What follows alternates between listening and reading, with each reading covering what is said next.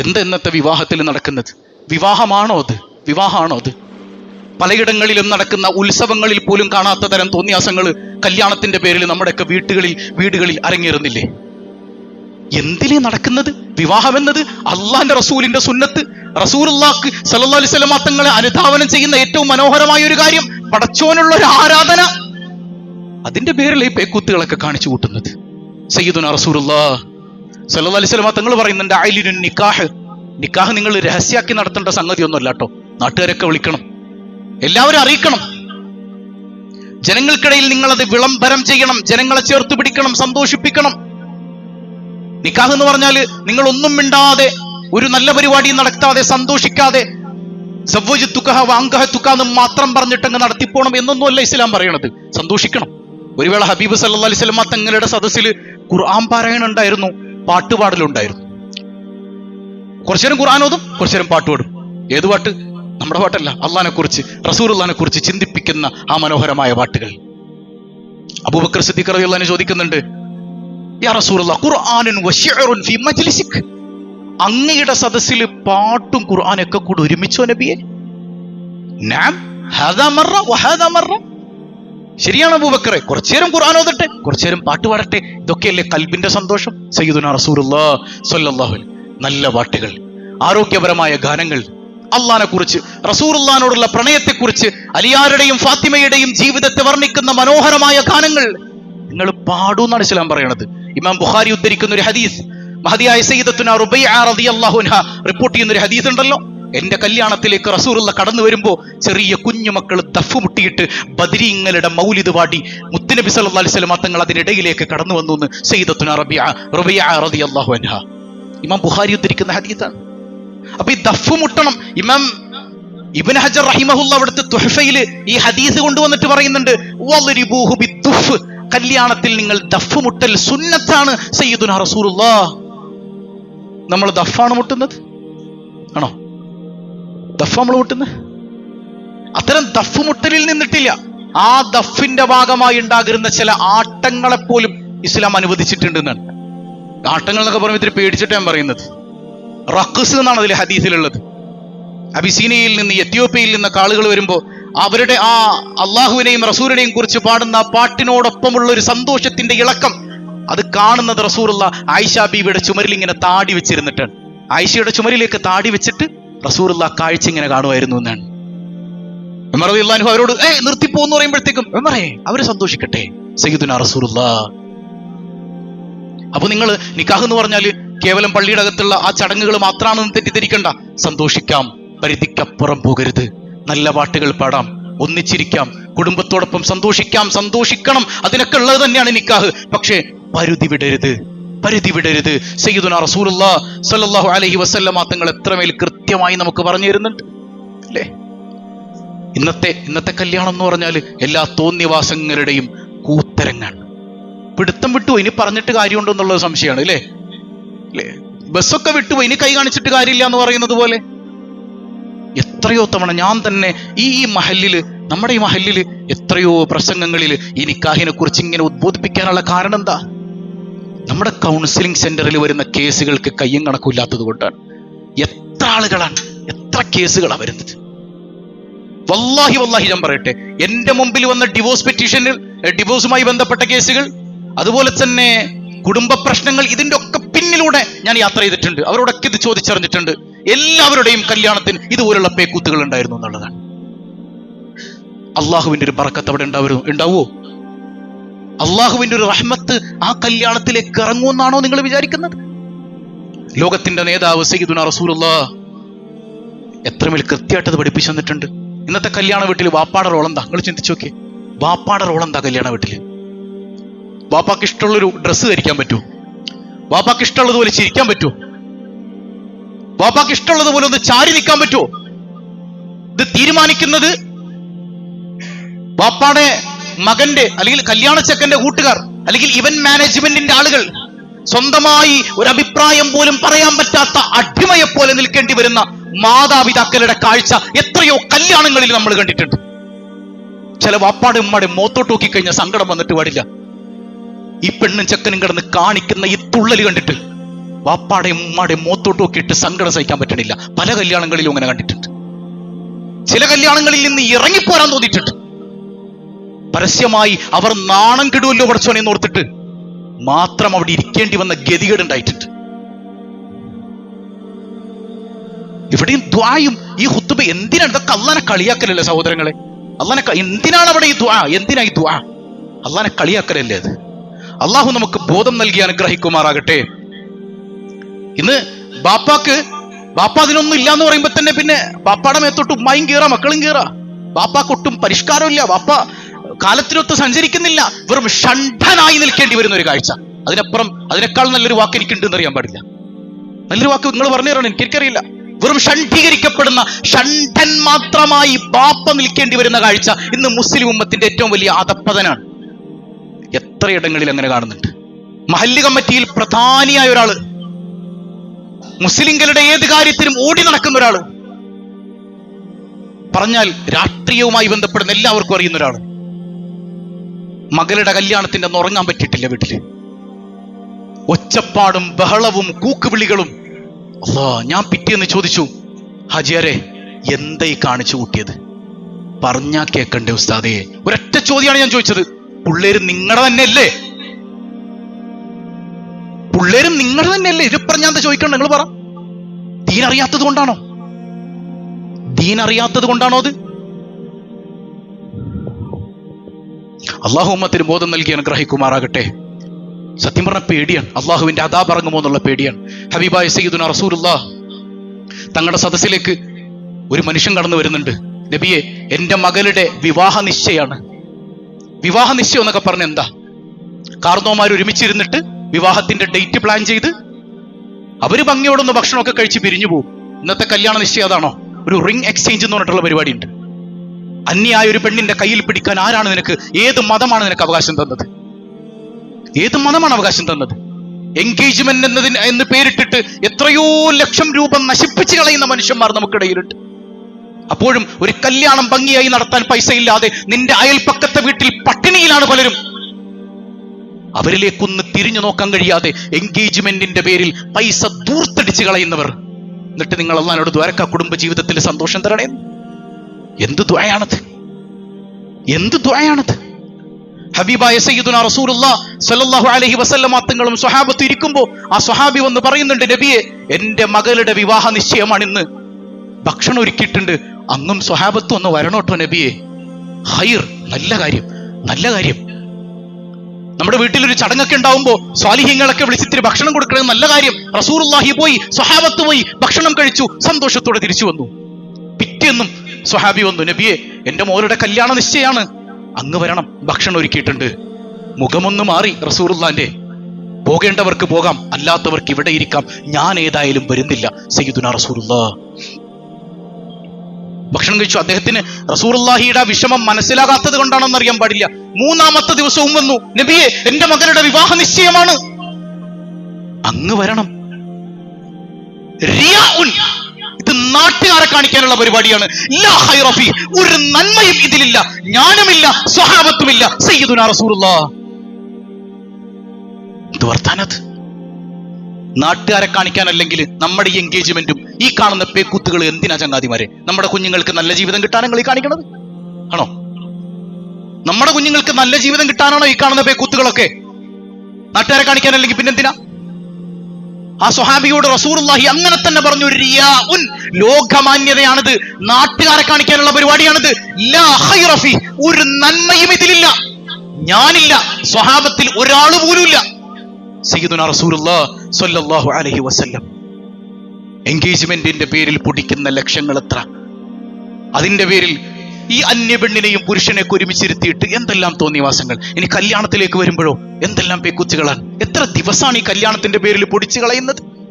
ഒരൊറ്റ വക്കത്ത് നിസ്കാരം ആ ദിവസങ്ങളിൽ ശ്രദ്ധിക്കുന്ന ഈ വധൂവരന്മാരിൽ എത്ര പേരുണ്ട്? ഈ കല്യാണ ദിവസം ളുഹർ ഖളാ ആക്കാത്തവർ, അസ്ർ ഖളാ ആക്കാത്തവർ, സുബ്ഹ് ഖളാ ആക്കാത്തവർ എത്ര പേരുണ്ട് നമ്മുടെ കൂട്ടത്തിൽ? എന്നിട്ട് നിങ്ങൾ അല്ലാഹുവോട് ബർക്കത്ത് ചെയ്യണേ, ബർക്കത്ത് ചെയ്യണേ. എന്ത് ബർക്കത്തത്? ഏത് തങ്ങളുപ്പനെ കൊണ്ടുവന്നാലും ഒരു കാര്യം അതിലുണ്ടാവൂല. ഈ പേക്കൂത്തുകൾ കാണിച്ചിട്ട് ആര് ദ്വാരുന്നാലും ആരെ കൊണ്ടെന്തായിരുന്നാലും അത് റിയാഉൻ, അതും നാട്ടുകാരെ കാണിക്കാനാണെന്നാണ് സയ്യിദുനാ റസൂലുള്ളാഹ് ആ ഹദീസിൽ നിന്ന് വ്യക്തല്ലേ. കാരണം വിളിച്ചത് ലോകത്തെ ഏറ്റവും വലിയ തങ്ങളെയാണ് സയ്യിദുനാ റസൂലുള്ളാഹ്. പോവല്ല ചെയ്തത്, ഞാനില്ല ഈ നാട്ടുകാരെ കാണിക്കാൻ നടത്തുന്ന പേക്കൂത്തിലേക്ക് ഞാനില്ല. ഔ കമാ ഖാല റസൂലുള്ളാഹ് സ്വല്ലല്ലാഹു അലൈഹി വസല്ലം. നമ്മളിത് ആരുടെ മാതൃകയാ പിന്തുടരുന്നത്? ചില കച്ചവട താല്പര്യക്കാരുടെ ലക്ഷ്യങ്ങൾക്ക് അപ്പാടെ നമ്മൾ ഇങ്ങനെ തലവെച്ചു കൊടുക്കാൻ. മഞ്ഞക്കല്യാണം, നീലക്കല്യാണം, മെഹന്തി ഇല്ലേ, അതിന്റെയൊക്കെ പേരിൽ എത്ര പൈസ പൊടിക്കുന്നുണ്ട് നമ്മള്. മഞ്ഞൾ മാത്രം തേക്കണ്ട, ഇത്തിരി കുരുമുളക തേക്കണ്ടത്. പിന്നെ വേറെന്താ സംഗതി? എന്ത് കല്യാണമാണത്? അരികുത്ത് അല്ലേ? ഇതൊക്കെ ഏത് കാലഘട്ടത്തിൽ ഇത് കൂടുതലെടുത്തതാവും അല്ലാഹു അലം. ശരിക്കും കല്യാണം കഴിഞ്ഞിട്ട് ഒരു ഒലക്കയും മേടിച്ചു കൊടുത്തു നോക്കണം, അപ്പൊ ഒന്ന് കുത്തുമെന്നറിയാം. അരികുത്ത്. നിങ്ങൾ വീടിന്റെ അകത്തിരുന്ന് മനോഹരമായി നിങ്ങളും ഉമ്മായും പാപ്പായും മക്കളൊക്കെ കൂടെ അരി കുത്തിക്കോ, ആർക്കെങ്കിലും കുഴപ്പം? ആ വീട്ടിൽ ഒരു ദിവസത്തേക്ക് അരിയൊക്കെ പൊടിച്ച് നിങ്ങൾ നല്ല പുട്ടൊക്കെ ഉണ്ടാക്കി തിന്നോ, നല്ല കാര്യത്തിന് വേണ്ടി ചെയ്യും. ഇതിന്റെയൊക്കെ പേരിൽ ഒരു ചടങ്ങ് വെച്ചിട്ട് എത്രയോ ലക്ഷം രൂപ നശിപ്പിച്ചിട്ടുണ്ട് മക്കളെ. എത്ര മക്കളുടെ പട്ടിണി മാറ്റായിരുന്നു. ഞാൻ പറയുന്നത് നിങ്ങൾ ഭക്ഷണം കൊടുക്കണ്ട, ആളുകളെ വിളിക്കണ്ടെന്നൊന്നുമല്ല. ഭക്ഷണം കൊടുക്കണം, ആളുകളെ വിളിക്കണം, നിങ്ങൾ എല്ലാവരിലേക്കും ഇത് അറിയിക്കണം, വലീമ നടത്തണമെന്നാണ് ഹബീബ് റസൂലുള്ളാഹ്. അതിലൊന്നും നിങ്ങൾ അമിതവ്യയം കാണിക്കാതിരുന്നാൽ മതി. പക്ഷെ അതിന്റെ പേരിൽ ഒന്നും അതിരുകടന്ന് ചെയ്യരുതെന്ന് പഠിപ്പിക്കുന്നുണ്ട് പരിശുദ്ധ റസൂൽ സ്വല്ലല്ലാഹു അലൈഹി വസല്ലം. പലപ്പോഴും ചില കല്യാണങ്ങളിലൊക്കെ പോകാറുണ്ട്.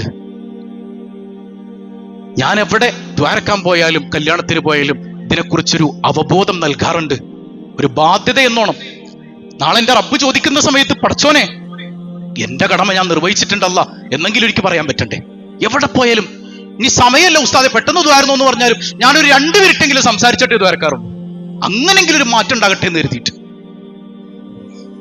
നമ്മൾ ദ്വാരക്കെ കഴിഞ്ഞ് പുറത്തിറങ്ങുമ്പോഴത്തേക്ക് ഈ പൊട്ടിക്കലും ചീറ്റിക്കലും ഒക്കെ തോന്നും. എല്ലാം ഇങ്ങനെ കാണുകയാണ്. ചില നമ്മളൊരു പെൺകുട്ടിയുടെ ഭംഗി എന്താ, ഒരു പെണ്ണിന്റെ ഭംഗി എന്താ? നിങ്ങൾ പറയും എന്താ? ലജ്ജയല്ലേ? പുരുഷന്മാര് കാണിക്കുന്നത് പെൺകുട്ടികൾ ഇതേപോലെ കിടന്ന് കാണിച്ചാലും ആഹദല്ലാ, ഈ ലജ്ജയൊക്കെ എവിടെ പോയി? ആണാണോ പെണ്ണാണോ എന്ന് തിരിച്ചറിയാൻ പറ്റാത്ത അവസ്ഥയിൽ കിടന്ന് തുള്ളുന്ന കാഴ്ച പലയിടങ്ങളിലും. കാസർഗോഡ് മുതൽ ഈ തിരുവനന്തപുരം വരെ നോക്കിക്കഴിഞ്ഞാൽ എത്രയോ കല്യാണങ്ങളിൽ, ഇതെനിക്ക് തോന്നുന്നു മുസ്ലിം കല്യാണങ്ങളിലാണ് ഇത് ഏറ്റവും കൂടുതൽ കാണുന്നത്. മറ്റു മതക്കാരൊക്കെ കുറച്ചെങ്കിലും ഒരു ദൈവികത നിറഞ്ഞു നിൽക്കുന്ന ഒരു ചടങ്ങ് എന്ന നിലക്ക് അതിനെ ആദരിക്കുകയും ബഹുമാനിക്കുകയൊക്കെ ചെയ്യാറുണ്ട് എന്നാണ് ഞാൻ മനസ്സിലാക്കുന്നത്.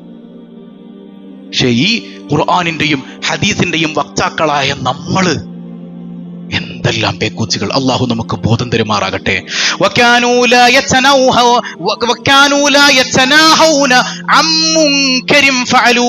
ബനൂ ഇസ്രായേലികൾ നശിച്ചു പോകാനുള്ള കാരണം എന്താണ്? അവർക്കിടയിൽ ഇതുപോലുള്ള അധാർമികതകൾ പെരുകിയപ്പോ വിരലനക്കിയിട്ട് കാമാ പറയാൻ ഒരൊറ്റ കുഞ്ഞുണ്ടാകാത്തതാണ് കാരണമെന്ന് അല്ലാഹു റബ്ബുൽ ആലമീൻ. ഒരാൾ ചോദ്യം ചെയ്താൽ മതിയായിരുന്നു. ബനൂ ഇസ്രായേലികളിൽപ്പെട്ട ഒരാൾ എഴുന്നേറ്റ് നിന്നിട്ട് അങ്ങനെ ചെയ്തത് എന്തേടാ എന്ന് ഒരാൾ ചോദിച്ചാൽ മതിയായിരുന്നു. ഞാൻ ബനൂ ഇസ്രായേലിനെ നശിപ്പിക്കില്ലായിരുന്നു. ഞാൻ നശിപ്പിച്ചതിന്റെ കാരണം ഈ അധാർമികത പെരുകിയിട്ട്. ഇതൊക്കെ കണ്ടിട്ടും കണ്ടില്ലാന്ന് നടിച്ചുപോയ കാർന്നോമാരില്ലേ, കണ്ടില്ലാന്ന് നടിച്ചുപോയ മുസ്ലിയാക്കന്മാരില്ലേ, കണ്ടില്ലാന്ന് നടിച്ചുപോയ പള്ളി കമ്മിറ്റിക്കാരില്ലേ, കണ്ടില്ലാന്ന് നടിച്ച നാട്ടുകാരില്ലേ, ഹാജിയാക്കന്മാരില്ലേ, ചെറുപ്പക്കാരില്ലേ, യുവാക്കളില്ലേ? ഇതൊക്കെ കൊണ്ട് ആ സമൂഹത്തെ ഞാൻ നശിപ്പിച്ചു കളഞ്ഞു. അല്ലാഹു റബ്ബുൽ ആലമീൻ നശിപ്പിച്ചു കളഞ്ഞു. ഒരാൾക്ക് ചോദിക്കായിരുന്നില്ലേ? ഇതൊക്കെ കാണുമ്പോ എത്ര പേര് ചോദിക്കുന്നുണ്ട് നമ്മുടെ കൂട്ടത്തിൽ? നമ്മളെല്ലാം കൂടെ ഉസ്താദുമാരുടെ മേത്തോട്ടങ്ങ് വെച്ച് ഹത്തീബ് പറയട്ടെ. ഹത്തീബാണല്ലോ പിള്ളേരെ വളർത്തുന്നത്. പറയണ്ടെന്നല്ല, പറയണം. ഒരു പരിധിക്കപ്പുറം കമ്മിറ്റിക്കാർക്ക് ഉസ്താദുമാർക്ക് എന്ത് ചെയ്യാൻ പറ്റും?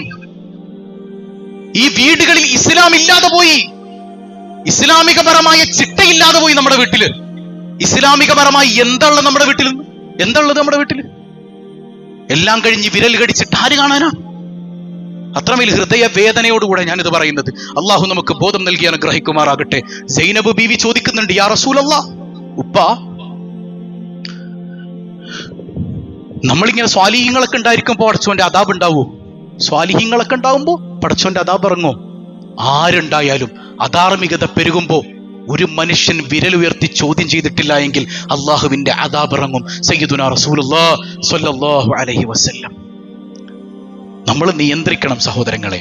പണ്ടൊക്കെ ഇത് നമ്മൾ കാസർഗോഡ് കല്യാണങ്ങളെയായിരുന്നു കൂടുതൽ വിമർശിച്ചിരുന്നത്, കാസർഗോഡും കണ്ണൂരും ഒക്കെ. ഇപ്പൊ നമ്മുടെ നാട്ടുകളിലും സുലഭല്ലേ. എന്നെ ഏറെ വേദനിപ്പിച്ചൊരു സംഗതി, അത് പറയാതിരിക്കാൻ വയ്യല്ലോ, ഏറെ വേദനിപ്പിച്ചത് നമ്മുടെ മഹലിലും അങ്ങനെ ഒരു കല്യാണം നടന്നു എന്നറിയുമ്പോഴാണ്. വല്ലാതെ വേദനിച്ചിട്ടുണ്ട്. അങ്ങനെ വേദനിക്കാനുണ്ടായ ഒരു കാരണം, എനിക്ക് പല ആളുകളും എന്നെ ഫോൺ ചെയ്തിട്ട് ഓരോ തിരക്കിന്റെ ഇടയിൽ ഓടിക്കൊണ്ടിരിക്കുമ്പോൾ എനിക്ക് ഫോൺ കോൾ വരിക, ഉസ്താദ് അറിഞ്ഞില്ലേ ചെന്തി. ഇത് എത്ര തവണയാണ്. പിന്നെ ചില ഫോൺ കോൾസ് ഞാൻ എടുക്കാതായി. മെസ്സേജുകൾ വരാൻ വാട്സപ്പിൽ നോക്കുമ്പോൾ കുറെ വീഡിയോസ് ഉണ്ട്, ചില ചിത്രങ്ങളൊക്കെ കണ്ടിട്ട് സഹിക്കാൻ പറ്റണില്ല. വല്ലാഹി വല്ലാതെ വേദന തോന്നി, വല്ലാതെ വേദന തോന്നി. എന്നോട് ഒരാൾ ചോദിച്ചൊരു വാക്ക്, ഉസ്താദ് എരമത്തിന്റെ കാര്യമൊക്കെ എപ്പോഴും ഭയങ്കര സൂപ്പറായിട്ട് പറയുമല്ലോ, ഇതാണ് എരമെന്ന് അയച്ചു. ഞാൻ എരമത്തെ കുറിച്ച് അഭിമാനം പറയുന്ന ആളാണ് അല്ലേ. എരമത്തെ പിള്ളേരെ കണ്ടുക്കാന്ന് എപ്പോഴും ചോദിക്കണ ആളാണ്. ഈ പാനായിക്കുളത്ത് തന്നെ വിളിച്ചു ചോദിച്ചൊരാൾ. വല്ലാതെ വേദന വന്നിട്ടുണ്ട്, എൻ്റെ കണ്ണൊക്കെ നിറഞ്ഞു പോയിട്ടുണ്ട്. ചില ഫോട്ടോസുകളും ചില വീഡിയോസൊക്കെ കണ്ടപ്പോൾ വല്ലാഹി വേദനിച്ചു. പടച്ചോനെ, ഈ മഹലിൽ ഞാനിപ്പോ വന്നിട്ട് 2 കൊല്ലം കഴിഞ്ഞില്ലേ ഹബീബെ അല്ലേ? എണ്ണി തിട്ടപ്പെടുത്താൻ കഴിയാത്തത്ര തവണ ഈ നിക്കാഹിനെ കുറിച്ച് ഞാൻ സംസാരിച്ചിട്ടുണ്ട്. ഈ വക പേക്കൂത്തുകൾ നമ്മുടെ മഹലിൽ ഉണ്ടാകരുതേ എന്ന് അപേക്ഷയുടെ സ്വരത്തിൽ ഞാൻ പറഞ്ഞിട്ടുണ്ട്. ഞാൻ കുട്ടികൾ ഒരിക്കലും കുറ്റപ്പെടുത്തുകയല്ല, നമ്മളാരും എല്ലാം തികഞ്ഞു വരുന്നുമല്ല. മനുഷ്യന്മാരാണ്, തെറ്റുകൾ സംഭവിക്കും. ഞാൻ അവരെ അടച്ചാക്ഷേപിക്കുന്നുമില്ല. ചിലപ്പോൾ വീട്ടുകാർ അറിഞ്ഞിട്ടുണ്ടാവില്ല, വീട്ടുകാരുടെ സമ്മതം ഉണ്ടാവൂല, അള്ളാഹു ആയാലും. എന്നാലും ആ ചെയ്തതൊക്കെ വളരെ മോശമാണ്. ഒരു അമുസ്ലിം ചെയ്യൂ, ഇതുപോലെ ഒരു അമുസ്ലിം ചെയ്യൂ ഇങ്ങനത്തെ പേക്കൂത്തുകൾ. ഇൻഷാ അല്ലാഹ് മഹല്ല് കമ്മിറ്റി ഞങ്ങളൊക്കെ കൂടെ നമുക്കൊരു കത്ത് പോലും അവിടെ നിന്ന് കിട്ടിയിട്ടില്ലേ അല്ലേ? അവരുടെ മഹല്ലിൽ നിന്ന് നമ്മുടെ മഹല്ലിലേക്ക് ഇതര മഹല്ലിൽ നിന്നൊരു കത്ത് വരിക എന്ന് പറഞ്ഞാൽ ആലോചിച്ചൊക്കെ, ഇതിനെക്കുറിച്ചൊക്കെ ചോദ്യം ചെയ്തുകൊണ്ട് ഇതൊരു നാണക്കേടാണത്. മോശമല്ലേ? അപ്പൊ ഇൻഷാ അല്ലാഹ് നമ്മുടെ മഹല്ല് കമ്മിറ്റി നമ്മളൊക്കെ കൂടെ ഒരുമിച്ചിട്ട് ആ കുട്ടികളുടെയൊക്കെ വീടുകളിൽ ഒന്ന് സന്ദർശിക്കുന്നുണ്ട്. ഇതിന്റെ കാര്യഗൗരവർക്ക് മനസ്സിലാകാത്തത് കൊണ്ടാണ്. അപ്പൊ അവരുമായിരുന്ന് സംസാരിച്ചിട്ട് ഈ കാര്യഗൗരവമൊക്കെ ഇതൊന്ന് ബോധ്യപ്പെടുത്തി കൊടുക്കുമ്പോൾ അവര് ചിലപ്പോൾ അള്ളാഹുവിലേക്ക്, പടച്ചോനെ അറിയാത്തത് കൊണ്ടാണല്ല, പുറത്ത് തന്നെ എന്ന് പറഞ്ഞു കഴിഞ്ഞാല് പടച്ചോൻ കാരുണ്യവാനല്ലേ അല്ലേ? അള്ളാഹു പുറത്തു കൊടുക്കൂലേ? നമ്മളിത് ആരെ ആക്ഷേപിക്കാൻ വേണ്ടിയിട്ട് പറയല്ല. നമ്മുടെ മഹല്ലിൽ പോലും ഈ കാസർഗോഡൻ കല്യാണം എന്ന് പറഞ്ഞ് നമ്മളിങ്ങനെ പറഞ്ഞിരുന്ന സംഗതിയൊക്കെ നമ്മുടെ മഹല്ലിലും നടന്നു എന്ന് പറയുമ്പോൾ അത് എത്രമേൽ വലിയ വേദനയാണ് ശരിക്കും. എനിക്ക് ഒരാൾ രാവിലെ തന്നെ സുബഹി കഴിഞ്ഞ് എണീക്കുമ്പോ തന്നെ ഉസ്താദ് ഒന്ന് ഫോൺ എടുത്ത് നോക്കിയെന്ന് പറഞ്ഞു. ഞാൻ ഫോൺ എടുത്ത് നോക്കുമ്പോഴത്തേക്ക് ബറക്കത്താക്കപ്പെട്ട ഫോട്ടോയാണ് കാണുന്നത്. ആദ്യം തന്നെ കണി അതായിരുന്നു. അതല്ല തമാശല്ലത്. ഞാൻ ചിരിക്കുന്നെന്ന് വെച്ചാലേ, എനിക്ക് ഇത്തരം സംഗതികളൊക്കെ പറയുമ്പോൾ ഇത്തിരി വൈകാരികമായി പോകും, ഭയങ്കര വേദന തോന്നും. റസൂലുള്ളാഹിന്റെ സുന്നത്തല്ലേ, ചിരിച്ചില്ല ഞാൻ ഇത്തിരി പിടുത്തം വിട്ട് പറഞ്ഞോ എന്നുള്ള പേടി കൊണ്ട് ചിരിച്ചു പോണതാണ്. അള്ളാഹു നമ്മുടെ ഉമ്മത്തിന് ബോധം നൽകി അനുഗ്രഹിക്കുമാറാകട്ടെ. നമുക്ക് ജാഗ്രത ഉണ്ടാകണം. മഹല്ലുകൾക്ക് കൃത്യമായ ജാഗ്രത വേണം. നമ്മുടെ ഈ മഹല്ലിനോട്, എൻ്റെ പ്രിയപ്പെട്ട മഹല്ലിലെ ഏറ്റവും മനോഹരമായി കാര്യങ്ങൾ നിർവഹിക്കുന്ന കമ്മിറ്റിക്കാരോട് എനിക്ക് വെക്കാനുള്ളൊരു നിർദ്ദേശം ഇതാണ്. ഇത്തരം പേക്കൂത്തുകൾ നടത്തുന്ന കല്യാണമാണെങ്കിൽ നിങ്ങളൊരു ഡിമാൻഡ് വെക്കണം. ഇങ്ങനെയുള്ള കല്യാണങ്ങളാണെങ്കിൽ മഹല്ലിൽ നിന്ന് ഒരു ഉസ്താദും നിങ്ങളുടെ വീട്ടിലേക്ക് വരണില്ല, ഈ പരിപാടിയിൽ സംബന്ധിക്കാനില്ല. അതുപോലെ തന്നെ മഹല്ലിൽ നിന്നൊരു പേപ്പറും ഇങ്ങനത്തെ പേക്കൂത്തുകൾക്ക് തരൂല്ല എന്ന് ഒരു നിലപാട് കൃത്യമായി മഹല്ലുകൾ എടുക്കണം. മഹല്ലിൽ അങ്ങനെ ഒരു നിലപാടെടുക്കാൻ പറ്റണം. അങ്ങനെ നിങ്ങൾ നിലപാടെടുക്കുമ്പോൾ ഞാൻ വിചാരിക്കുന്നില്ല എരമത്തുകാർ നിങ്ങൾക്ക് എതിരാവുന്നു. ഇല്ല, എരമത്തുള്ളവർ ഉമ്മത്തിനെ സ്നേഹിക്കുന്നവരാണ്. നിങ്ങളുടെ ഒപ്പം തന്നെ ഈ എരമത്തുകാരുണ്ടാവും. ഉണ്ടാവൂലേ? നിങ്ങൾ പറയണില്ല ഉണ്ടാവൂലേ? മാത്രല്ല, ഇപ്പൊ ഈ കഴിഞ്ഞ ഒരാഴ്ച നടന്ന മരണങ്ങൾ നിങ്ങൾ ശ്രദ്ധിച്ചായിരുന്നോ? ഭർത്തൃ കുടുംബത്തിന്റെ വീട്ടിൽ വെച്ച് അവരുടെ മുമ്പിൽ വെച്ചിട്ട് പെട്രോൾ കുടിച്ചൊരു പെൺകുട്ടി ആത്മഹത്യ ചെയ്യാ. അതുപോലെ തന്നെ 2 ദിവസം മുമ്പുള്ള മരണം എന്താ? കുഞ്ഞ് ജനിക്കാത്തതിന്റെ പേരിൽ അമ്മായിയമ്മയുടെ ഭാഗത്ത് നിന്നുള്ള പീഡനം കൊണ്ട് ആത്മഹത്യ ചെയ്തു. ഒക്കെ മുസ്ലിം കുടുംബത്തിലാ, വേറെ എവിടെയല്ല. മഹല്ലൊരു തീരുമാനം എടുക്കണം. ഇൻഷാ അല്ലാഹ് ഇനി അധികം വൈകിട്ടൊന്നുമില്ലല്ലോ, നമ്മൾ കൃത്യമായി കമ്മിറ്റി കൂടിയിട്ട് കല്യാണത്തിന് മുൻപ് 18 വയസ്സ് കഴിഞ്ഞ എല്ലാ ആൺകുട്ടികളും പെൺകുട്ടികളും ഒരു പ്രീ മാരിറ്റൽ കൗൺസിലിംഗ് നമ്മുടെ മഹല്ലടിസ്ഥാനത്തിൽ നടത്തണം. ഈ പ്രീ മാരിറ്റൽ കൗൺസിലിംഗിൽ കൃത്യമായി പങ്കെടുത്ത് ആ സർട്ടിഫിക്കറ്റ് ഉള്ള കുട്ടികൾക്ക് മാത്രമേ മഹല്ലിന്റെ കൃത്യമായ സർട്ടിഫിക്കറ്റ് തരൂ, കല്യാണത്തിനുള്ള സമ്മതപത്രം നൽകൂ എന്നുള്ളൊരു കണ്ടീഷൻ മഹല്ലുകൾ നിർബന്ധമായും വെക്കണം. ആ കാലമൊക്കെ അതിക്രമിച്ചു പോയിട്ടുണ്ട്. ഞാൻ മനസ്സിലാക്കുന്നു കുറച്ചുകൂടെ അത് കൃത്യമായി ചെയ്യുന്നത് നമ്മുടെ ക്രിസ്തീയരായ സഹോദരങ്ങളാണ് അല്ലേ? അവർക്ക് അങ്ങനെ കൃത്യമായ ഒരു നിലപാടുണ്ട് ആ വിഷയത്തിൽ. കൃത്യമായ കൗൺസിലിംഗിൽ പങ്കെടുത്തില്ല എങ്കിൽ അവർ സർട്ടിഫിക്കറ്റ് കൊടുക്കില്ല. കല്യാണത്തിന് അച്ഛൻ പോവൂല. കൂതാശയും കാര്യങ്ങളൊക്കെ നടക്കുമ്പോ പള്ളി ആ കുടുംബത്തിലേക്ക് ഇടവക അംഗങ്ങൾ പോലും പങ്കെടുക്കാത്ത അവസ്ഥ ഉണ്ടായിട്ടുണ്ട് പലയിടങ്ങളിലും. അങ്ങനെ ഒരു കൃത്യമായ നിലപാട് ഉമ്മത്ത് മുസ്ലിമെ നമുക്കല്ലേ ആദ്യം ഉണ്ടാകേണ്ടത്? നമ്മളല്ലേ ഖുർആനിന്റെയും ഹദീസിന്റെയും വാക്താക്കൾ? അപ്പൊ കൃത്യമായി ജീവിതം എന്താണെന്നുള്ള അവബോധം കുഞ്ഞുങ്ങളിലേക്ക് പകർന്നു കൊടുക്കുന്ന അത്തരം കൗൺസിലിംഗ് സെഷൻ കൃത്യമായും മഹല്ലുകളിൽ നടക്കണം. ഏറ്റവും മർമ്മപ്രധാനം ഹബീബായ സയ്യിദുനാ റസൂലുള്ളാഹ് അന്നിക്കാഹു മിൻ സുന്നത്തി, നിക്കാഹ് എന്റെ ചര്യയാണ്. റസൂലുള്ളാഹിന്റെ ചര്യ എന്ന് പറയുമ്പോൾ അത് അള്ളാഹ്ക്കുള്ള ഒരു ഇബാദത്തല്ലേ? അതിൽ നമ്മൾ പേക്കൂത്ത് കാണിക്കുമ്പോൾ എത്രമേൽ വലിയ ദ്രോഹമാണ് നമ്മൾ ചെയ്യുന്നത് റസൂലുള്ളാഹിനോട്, അള്ളാഹുവിനോട്.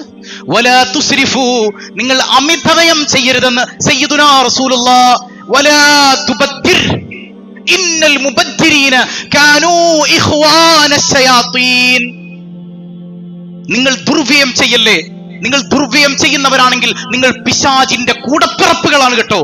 നിങ്ങൾ പിശാചിന്റെ കൂടപ്പിറപ്പുകളാണെന്ന് അല്ലാഹു റബ്ബുൽ ആലമീൻ. അല്ലാഹു റബ്ബുൽ ആലമീൻ. ഞാൻ ചോദിക്കട്ടെ, എന്തിനാണ് ഈ പരിപാടിയൊക്കെ നടത്തുന്നത്? പുള്ളിയുടെ കല്യാണം അല്ലേ? ഈ കല്യാണമൊക്കെ കഴിഞ്ഞിട്ട് നിങ്ങളുടെ മോള് നിങ്ങളോട് വന്ന് യാത്ര പറയുമ്പോ വാപ്പാടെ കണ്ണൊന്ന് നിറയും അല്ലേ?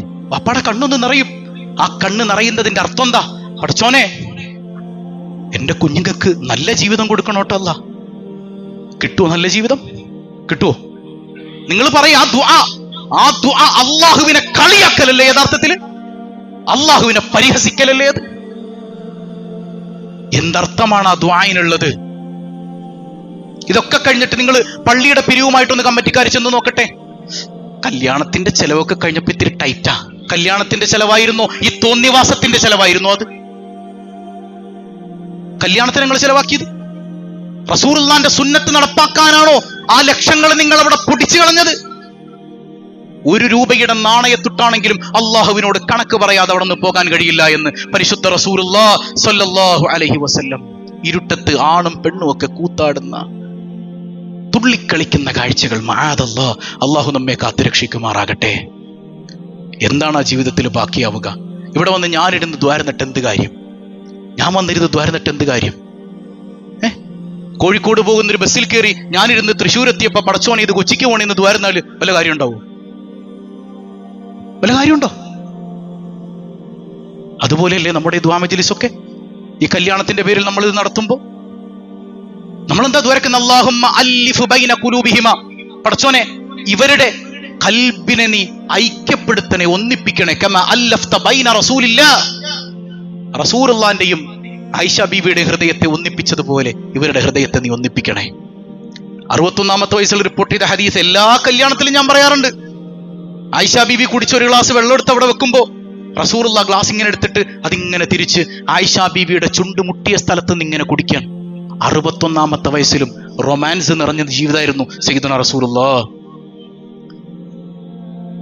റസൂലുള്ളാഹി സ്വല്ലല്ലാഹി അലൈഹി വസല്ലം തങ്ങൾ ഗാർ സൗറില് ഹിറാ ഗുഹയിൽ റസൂലുള്ളാഹി ഭജനം ഇരിക്കുമ്പോ അങ്ങോട്ട് എല്ലാ ഭക്ഷണവും സാധനങ്ങളൊക്കെ ആയിട്ട് കയറിപ്പോയി റസൂലുള്ളാഹിയോട് പരിഭവം കാണിക്കാതെ ചേർത്ത് പിടിച്ച ഇണ പ്രിയപ്പെട്ട സയ്യിദത്തുന ഖദീജ റളിയല്ലാഹു അൻഹ.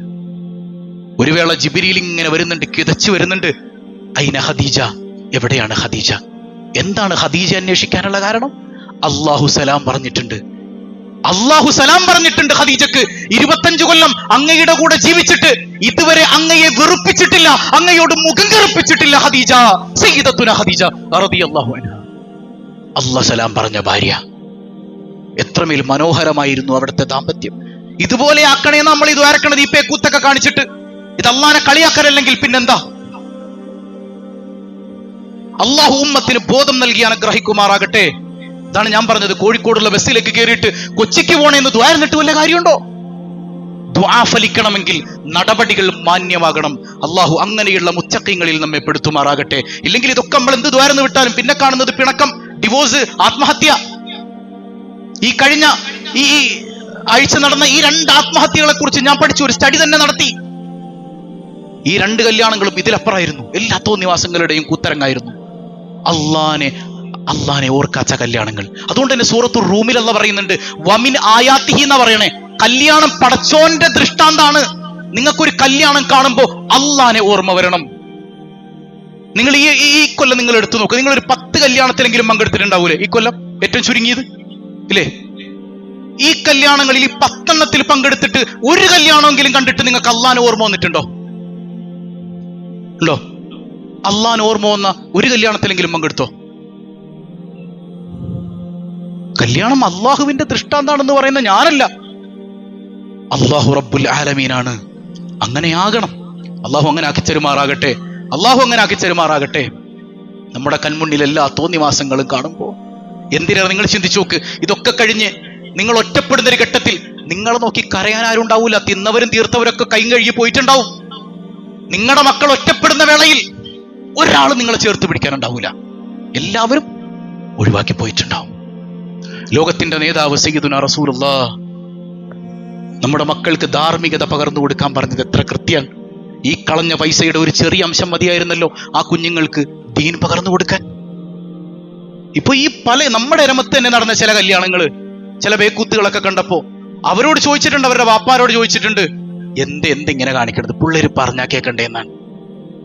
ഈ വാപ്പാമാര് മറ്റുള്ളവരുടെ കുറ്റവും കുറവും നോക്കി അടക്കാനൊക്കെ അവർക്ക് നേരണ്ട്, മക്കളെ നോക്കാൻ മാത്രമേ നേരണ്ടായിട്ടില്ല. ഇതൊക്കെ അള്ളാനോട് നമ്മൾ എന്ത് പറഞ്ഞ തീർക്ക? ഈ മക്കൾ മരിക്കാൻ കിടക്കാൻ നേരത്തെ ഒരു ഗ്ലാസ് വെള്ളത്തിന്റെ ഉപകാരം ഇവരെ കൊണ്ട് ഉണ്ടാവുമെന്ന് നിങ്ങൾ വിചാരിക്കുന്നുണ്ടോ? നമ്മുടെ മക്കൾക്ക് ദീൻ പകർന്നു കൊടുക്കണം, അവരിലേക്ക് ധാർമ്മികത എത്തിച്ചു കൊടുക്കണം എന്ന് പഠിപ്പിച്ചിട്ടുണ്ട് സയ്യിദുനാ റസൂലുള്ളാഹ്. ഈ ലക്ഷക്കണക്കിന് രൂപ കടം വരുത്തി വെച്ചിട്ട് ഈ മാമാങ്കം നടത്തുന്ന നേരം കൊണ്ട് നിങ്ങളുടെ മക്കൾക്ക് ദീൻ പകർന്നു കൊടുക്കാൻ കുറച്ച് പണം മാറ്റി വെച്ചിരുന്നെങ്കിൽ ഇന്ന് നിങ്ങൾക്ക് സന്തോഷിക്കാമായിരുന്നില്ലേ? ഇപ്പോഴും വൈകിട്ടില്ല. എന്റെ കുട്ടി എഞ്ചിനീയർ ആകണം, എന്റെ കുട്ടി ഡോക്ടർ ആകണം, വേണ്ടെന്നല്ല. എന്റെ കുട്ടി ഡോക്ടർ ആകുന്നതോടൊപ്പം ഇസ്ലാമിയത്തുള്ള ഒരു ഡോക്ടർ ആകണം എന്ന് ആഗ്രഹിച്ച എത്ര വാപ്പാരുണ്ട് ഇവിടെ? എന്റെ കുട്ടി എഞ്ചിനീയർ ആകുന്നതോടൊപ്പം ദീനീ ബോധമുള്ള ഒരു എഞ്ചിനീയർ ആകണം എന്ന് ആഗ്രഹിച്ച വാപ്പമാർ എത്ര പേരുണ്ട്? എത്ര പേരുണ്ട്? വിരല് കടിക്കേണ്ടി വരും. അള്ളാഹു നമ്മളെ കാത്തുരക്ഷിക്കുമാറാകട്ടെ. അള്ളാഹു നമ്മളെ കാത്തുരക്ഷിക്കുമാറാകട്ടെ. എന്റെ പ്രിയപ്പെട്ട സഹോദരങ്ങളെ, ഞാൻ ചുരുക്കാണ്, സമയം വൈകിപ്പോയി. എരമത്ത് ഇനി ഇങ്ങനെ ഒരു കാഴ്ച ഉണ്ടാകരുത്. അത് വല്ലാത്തൊരു വേദനയാണ്. ഇനി അങ്ങനെ ഒരു സംഗതി ഉണ്ടാവുകയാണെങ്കിൽ ദയവേത് നിങ്ങൾ എന്നെ വിളിക്കരുത്, ഞാൻ വരൂല. ഞാൻ ആദ്യം തന്നെ പറയാണ്, എനിക്ക് വരാൻ പറ്റൂല. വേറൊന്നും കൊണ്ടല്ല, ഞാൻ വലിയ ആളായിട്ടല്ല. ഈ അള്ളാഹുവിന്റെ റസൂലിന്റെ സുന്നത്ത് ഇതുപോലെ മലീമസമാക്കപ്പെടുമ്പോൾ മലക്കുകൾ അവിടെ ഇരുന്ന് ശപിക്കുകയായിരിക്കും. ഈ മലക്കുകളുടെ ശാപം മേടിക്കാൻ ഞാൻ വന്നു കയറണം എന്തിനാ? അല്ലെങ്കിൽ തന്നെ മനുഷ്യന് ആവശ്യത്തിലധികം സാധനങ്ങൾ പടച്ചവനോട് കണക്ക് പറയാനുണ്ട്. അങ്ങനത്തെ ഒരു ഇമാമിനെ നിങ്ങൾക്ക് വേണ്ട, നിങ്ങൾ മാറ്റിക്കോ. നിങ്ങൾ പറഞ്ഞു ഞാൻ പൊയ്ക്കോളൂ, എനിക്കിവിടെ കാലാകാലം ഖിയാമത്ത് വരെ എരമത്ത് തന്നെ നിന്നു കൊള്ളണം എന്നൊരു നിർബന്ധം എനിക്കില്ലല്ലോ. നിങ്ങൾക്ക് എല്ലാ അധാർമികതക്കും കൂട്ടുനിൽക്കുന്ന ഒരാളെ വേണം, എന്നെ മാറ്റിക്കോ, ഞാൻ പൊയ്ക്കോളാം. ഇങ്ങനെ പേക്കൂത്തുകളിലേക്ക് ദയവ് ചെയ്ത് എന്നെ വിളിക്കരുത്. നിങ്ങളോടുള്ള സ്നേഹം കൊണ്ടാണ്. നമ്മളൊരു കുടുംബല്ലേ. ഞാൻ എൻ്റെ എല്ലാ ജുമഅയിലും പറയുന്ന ദുആ ചെയ്യുന്ന ഒരു ദുആ ഉണ്ട്, പടച്ചോനെ എരമത്ത് നീ ഐക്യം നിലനിർത്തണേ അല്ലാ. ഇവിടെ ഛിദ്രതയുണ്ടാക്കാൻ ആരെങ്കിലും ശ്രമിക്കുന്നുണ്ടെങ്കിൽ അവരെ നശിപ്പിക്കണമെന്ന് ഞാൻ ഇന്ന് വരെ ദ്വാരന്നിട്ടില്ല. ഉണ്ടോ? നിങ്ങൾ പറയുണ്ടോ? അവരെയും നന്നാക്കി ഞങ്ങളുടെ കൂടെ ചേർത്ത് നിർത്തണേ എന്നാ പറയാ. അത്രമേൽ സ്നേഹമാണ് എനിക്ക് നിങ്ങളോട്, അത്ര ഇഷ്ടമാണ്. നമ്മളൊക്കെ ഒരു കൂടപ്പിറപ്പുകളാണ്. ആദം, നിങ്ങളൊക്കെ ആദമിന്റെ മക്കളാണ്. തുറാബ്, ആദമോ മണ്ണിന്റെ മകനാണ്. നമ്മളൊക്കെ സഹോദരങ്ങളാണ്. നമുക്ക് ഒരാൾക്ക് വേദനിച്ചാൽ ഉമ്മത്ത് മുസ്ലിമിന് എല്ലായിടങ്ങളിലും വേദനിക്കും. നിങ്ങളിൽ ഒരാളിൽ ആ അധാർമികത കാണുമ്പോ പടച്ചവന്റെ ശാപം നിങ്ങളിലേക്ക് ഉണ്ടാകുമോ എന്നുള്ള പേടി, അത് ഉമ്മത്ത് മുസ്ലിമിന്റെ സ്വഭാവമാണ്. ആ പേടി എനിക്കുണ്ട് സഹോദരങ്ങളെ. ഇനിയും എൻ്റെ പ്രിയപ്പെട്ട സഹോദരങ്ങൾ തിരിച്ചറിഞ്ഞില്ല എങ്കിൽ അത് വലിയ അപകടത്തിലേക്ക് ചെന്നെത്തിക്കും. പലപ്പോഴും സൈക്കോളജിസ്റ്റുകൾ പറയുന്ന കാര്യം ഞാൻ കല്യാണത്തിൽ ഉണർത്താറുള്ളതാണ്. ആദ്യത്തേത് ഹണിമൂൺ പീരീഡാണ്, രണ്ടാമത്തേത് സ്ട്രഗ്ലിംഗ് പീരീഡാണ്, മൂന്നാമത്തേത് ഒരു ഫ്ലോ ആയിട്ടങ്ങ് പോകേണ്ട പീരീഡാണ്. ഹണിമൂൺ പീരീഡിൽ ഇതൊന്നും അറിയൂല.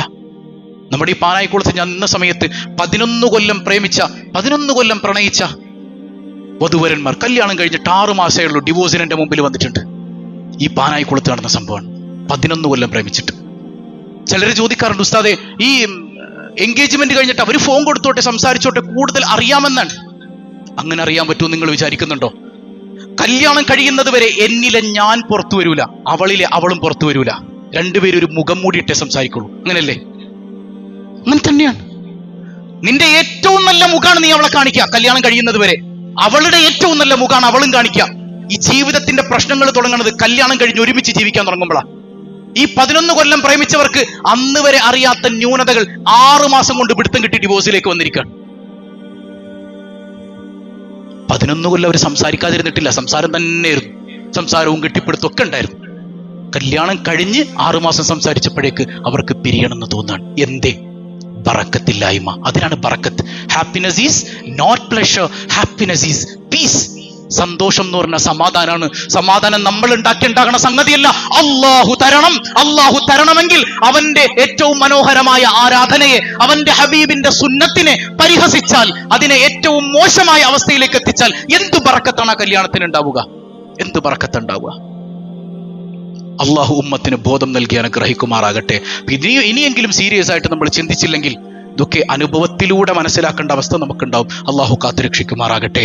പലപ്പോഴും പറയാറുണ്ട്, ചില കുട്ടികളൊക്കെ പറയുന്നത് പോലെ, ഒരു ജീവിതമല്ലുള്ളൂ, അടിച്ചു പൊളിക്കണ്ടേ എന്നാണ്. മോനെ, ഒരു ജീവിതമേ ഉള്ളൂ, ആ ജീവിതം ഇവിടെ ഇല്ല, നാളെ പരലോകത്താണ്. അതൊരൊറ്റ ജീവിതമാണ്. അവിടെ നമുക്ക് ഹാപ്പി ആയിട്ട് ജീവിക്കണമെങ്കിൽ ഇവിടെ അള്ളാഹു നിഷ്കർഷിച്ച ചില സംഗതികളൊക്കെ നമ്മൾ അനുസരിക്കണം, ചിലതിനെ വിരോധിക്കണം. അത് ലിബറലുകൾ പറയുന്നത് പോലെ നമ്മുടെ മക്കളും സംസാരിച്ചു തുടങ്ങി എന്നുള്ളതാണ് ഏറ്റവും വലിയ അത്ഭുതം. നമ്മളിവിടെ ജീവിക്കുന്നതൊക്കെ അള്ളാഹു ഇങ്ങനെ നോക്കിക്കൊണ്ടിരിക്കുകയല്ലേ, അള്ളാഹ് കാണുകയല്ലേ. ഞാനീ പറയുന്നത് ആരെയും കുറ്റപ്പെടുത്താനില്ല. ഇനി അങ്ങനെയുള്ള കല്യാണങ്ങൾ നടത്തിപ്പോയവരുണ്ടെങ്കിൽ എന്ത് ചെയ്യണം? നമ്മൾ അള്ളാഹിനോട് പറഞ്ഞപ്പോ നമ്മൾ അള്ളാഹിന്റെ അടിമകളല്ലേ. അവൻ നമ്മളെ തള്ളിക്കളയൂലല്ലോ. അവൻ നമ്മളെ വാ ഞാൻ നിന്നെ എണ്ണയിലിട്ട് പൊരിക്കാമെന്ന് പറഞ്ഞ് ശിക്ഷിക്കാൻ കാത്തിരിക്കുന്നവനല്ലല്ലോ. അവസരം റൂഹ് തൊണ്ടക്കുഴിയിൽ എത്തുന്നത് വരെ പടച്ചോൻ ഇങ്ങനെ തുറന്നിട്ട് തരികയല്ലേ. ഇത് തെറ്റാണെന്ന് തിരിച്ചറിഞ്ഞിട്ടുണ്ടെങ്കിൽ ആ തിരിച്ചറിവിന്റെ ബോധ്യത്തിൽ നിന്ന് അസ്തഗ്ഫിറുല്ലാഹ്, പുറത്തു തരണേ പടച്ചോനെ, അറിയാണ്ട് പറ്റിപ്പോയതാണല്ല, അല്ലെങ്കിൽ അറിഞ്ഞോണ്ട് തന്നെ ചെയ്താണല്ല, ആരും തിരുത്താനുണ്ടായില്ല പടച്ചോനെ, നീ പുറത്തു തരണേ അല്ല. ഇത്രയും മതി. നമ്മുടെ റബ്ബ് നമുക്ക് പുറത്തു തരും. നമ്മുടെ റബ്ബ് പുറത്തു തരും. അവൻ ഗഫാറുദ്ദുനൂബാണ്, ഗഫാറാണ്, അങ്ങേയറ്റം പൊറുക്കുന്നവനാണ്.